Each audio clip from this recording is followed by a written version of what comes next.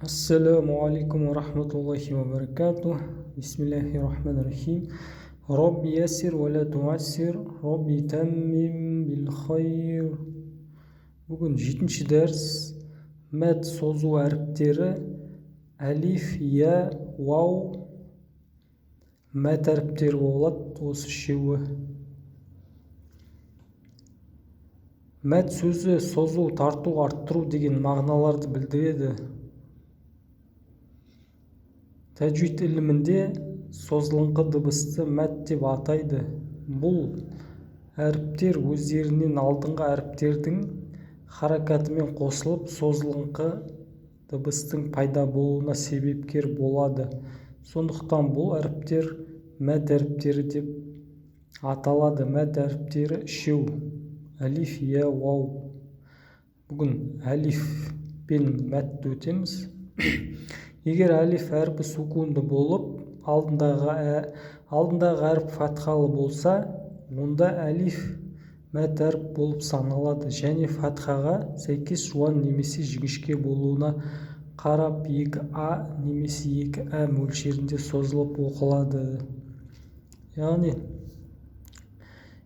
егер әлиф сукунды болса, мына жерде сукунды болып тұр. Сукунның түрі бар, көрінбей осылай ештеңе жазылмаса астында үстінде әлифтің, онда ол әлиф сукунды деген сөз. Оны да сукун дейміз. Жазылуы да мүмкін, жазылмауы да мүмкін. Сукун әртүрлі үш түрі болады, 4 түрі болады. Құранда иншалла оған жетеміз. Егер осы әлиф сукунды болып,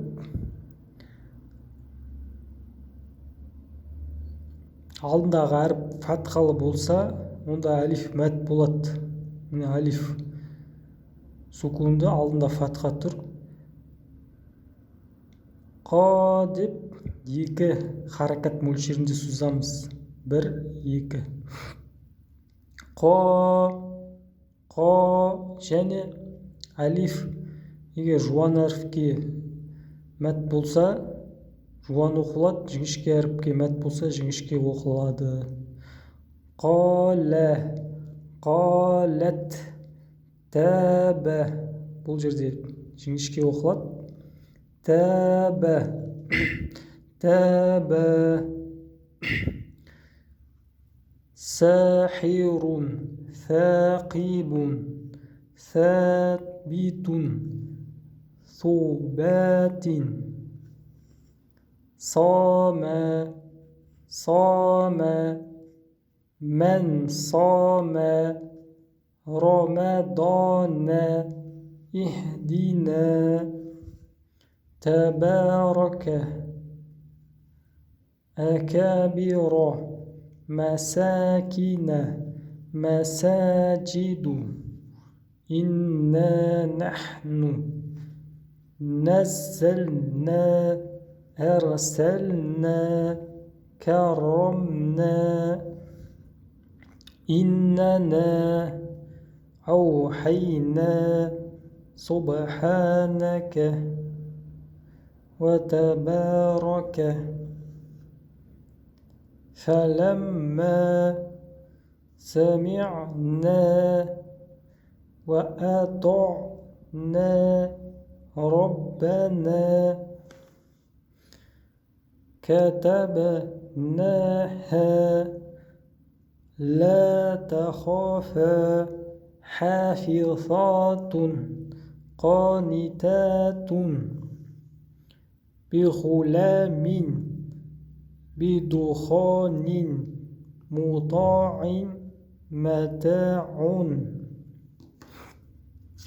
Осымен әлиф мәд болған тақырыбын бітірдік.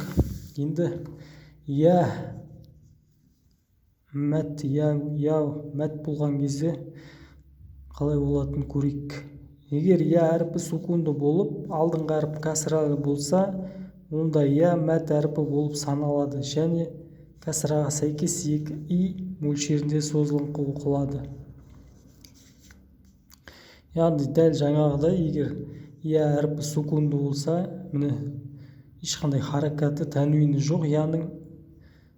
Бұл деген сөз я сукунды деген сөз. Астында үстінде ешқандай белгі жоқ. Енді яның алдында я сукунды болып, яның алдында кәсіра келсе, кәсіралы әріп келсе, екі харакатқа созамыз. Осылай жазылса, екі харакатқа созамыз. Қилә, қилә, қилә, қилә. Егер жуан әріпке келсе, жуандау болып созылады. Жіңішкеге келсе, жіңішке болып созылады.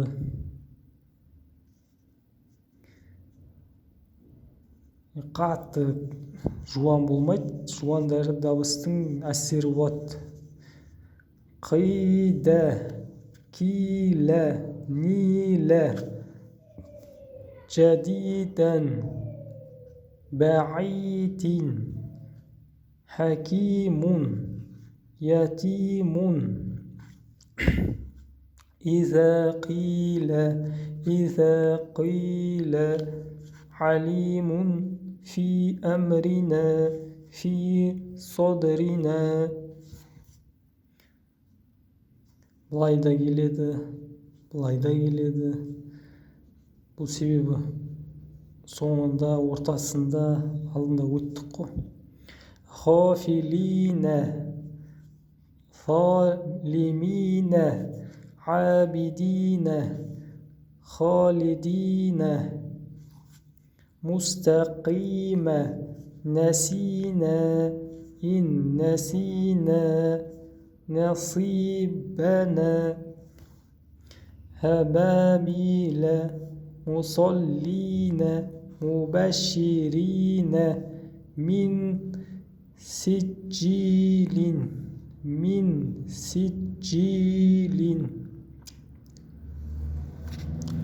ترميهم أيديهم يهديكم من أخيه قومي وجعلني نصطفي نبتغي وكثيرا وقليلا لقدير لحديث بقريب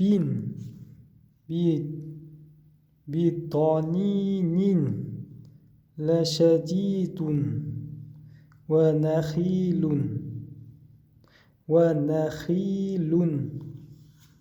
صديقكم خطيئتي محرطين لجميع. Осылай келеді. Мына жерде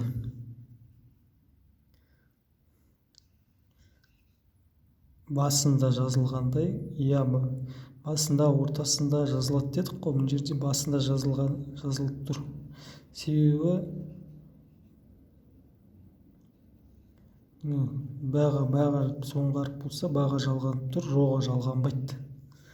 Родан кейін себебі ештеңе жалғанбайды.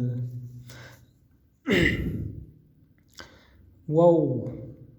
Егер вау әріпі сукунды болып, алдындағы әріп даммалы болса, онда вау мәт әріпі болып саналады және даммаға сәйкес екі у мөлшерінде созылып оқылады.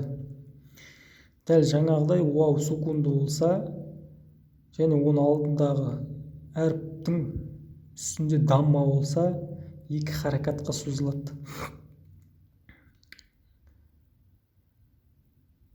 Және жіңішке жуан және жіңішке болып оқылады. Жуан әріпке келген кезде жуан әріптің әсері болады.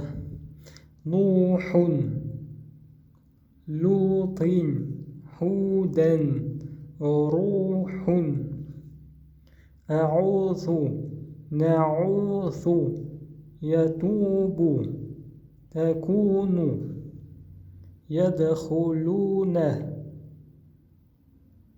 يعبدون عابدون تدرسون ساهون يمنحون ماعون قيوم مخضوب ينفقون يوقنون مفلحون لما تقولون وإذا لقوا تتقون من جوع ما يخدعون مجتمعون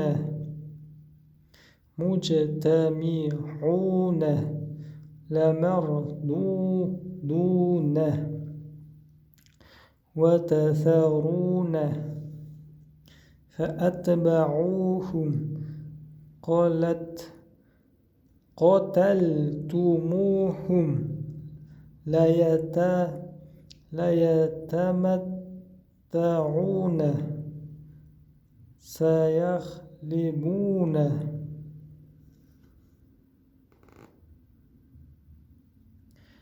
يسألونك يستأذنونك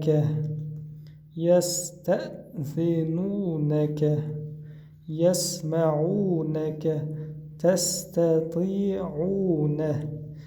яғни осы дама болып келген кезде, кәсіра мен я болып келген кезде және алифпен келген кезде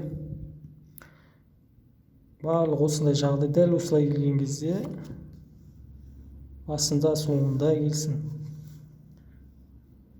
ортасында келсін. Дәл осындай болып келген кезде осы үшеуінде де алиф я уау екі харакатқа созылады егер Құранда да дәл осылай келсе.